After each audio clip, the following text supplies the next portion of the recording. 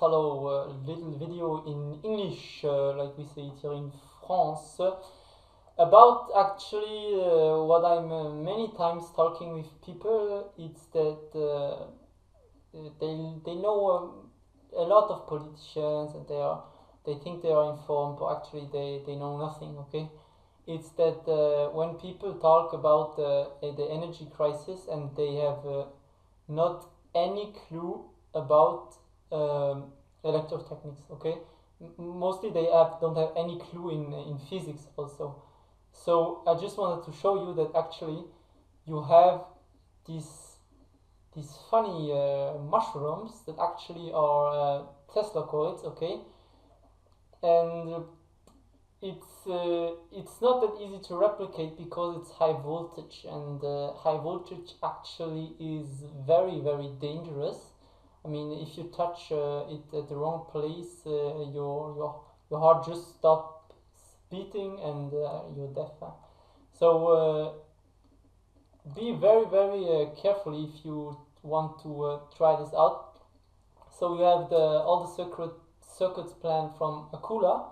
He's also making some low voltage devices that are only giving about 10 volts, but actually I'm not interested in that because I prefer building this in big, so I can power my own home. I'm not doing it because it's high voltage. And you have Akula. You have also another guy, I won't say his name here, from Ukraine, Ukraine, sorry. And he's actually making the same thing. I mean, he also posted me some circuit, and actually it's also Tesla coil. Okay, you also have this very simple circuit of Konstantin Meil, an engineer, a professor, and a doctor even in physics.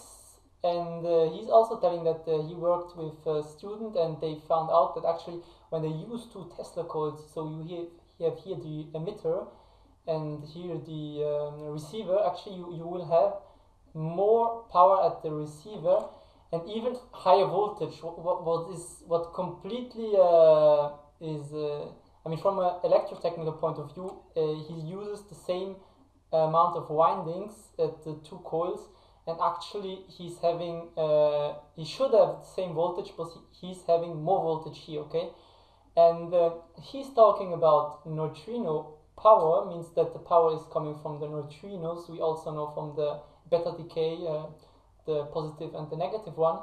Akula, there is a guy from the stuff I talked with, and he told me actually that he's using the electrostatic field, same thing, from the Earth. Okay, like we live actually in a spheric capacitor. So we have this. Correct me if I'm wrong. No, it's that way. So we have the positive charges at I don't know, in the ionosphere, I think, and we have more negative charges in our in the Earth. Let's say on the Earth's surface. So, and you could also use what you could also use. There's another a company out there that they are using in German. We call this Elektrete, and they are using, you have many ions, you have many also many electrons.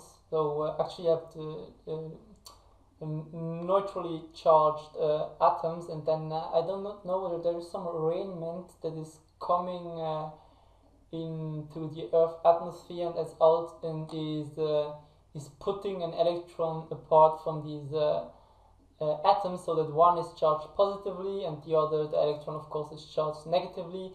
Then they harness this on two capacitor plates to make it simple, and then they can produce electricity from it. I won't go into detail. You can, all this what I'm telling you, you can very good look it up at the pswiki.com, and very great work, and it's also objective. I mean, they are not posting any bullshit, and because they also know what they're talking about oftenly. So it's just what I wanted to show you, that when you look at TV and you see all these nuclear power plants debates, or the last thing is, we call it in French, gaz de schiste, as you know, there really is a zero need for that, because we have other technologies. And I mean, I think I could talk for 1 hour, because there is so many stuff out there, and just look it up for yourself. I mean, even don't believe me, okay? Just look it up for yourself. I know this is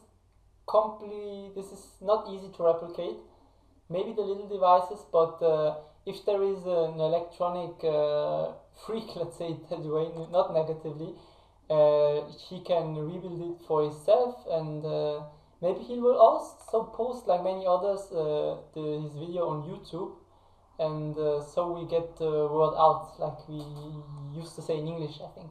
Okay, thank you for watching.